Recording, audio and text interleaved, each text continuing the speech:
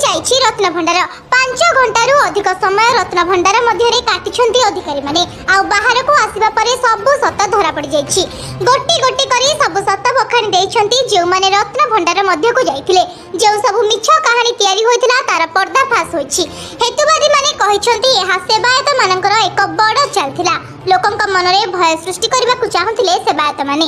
हां आज्ञा रत्नभंडार मध्य रे ना थिला साप ना थिला बिछा कि से भले किछि गुप्त सुडंग मध्य नथिला। जे सब भय जागृत करा जाइतिला ताहा हेउछि सब मिछ एवं लोकंकु भ्रमित करबा पई ए सब चलितिला। एहा आमे नुह आज्ञा एमिति किछि कहिछंती मंदिर मध्य को जाइतबा अधिकारी एवं किछि हेतुवादी माने कहले कि रत्नभंडार भितरे किछि भी नथिला।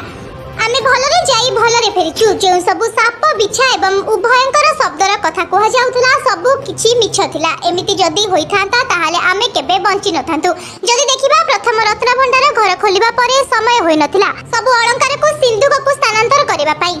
हेले गुरुवार सेई बळका काम को करा जाइथिला। श्रीमंदिर रत्नभंडार को सब अलंकार बाहर को बाहर करा जाइथिला एवं अन्यत्र एक स्थान रे रखा जाइछि। स्ट्रांग रूम रे सब अलंकार को रखा जाइछि जहा परे सब गुजब एबे धरा पड़ी जाइछि। सेपटे जदी देखिबा एमिति किछि गुजब वर्ष वर्ष धरि कोन पई कहा जाउथिला लोकंक मन रे एमिति भय जागृत करिबार कारण कोन आमे अनेक थर चित्र रे देखिछि। गछित अलंकार को बंचाइबा पई मिछ प्रचार मध्य करा जाय थाए किंतु अनेक क्षेत्र रे एहा देखा जाय थाए किंतु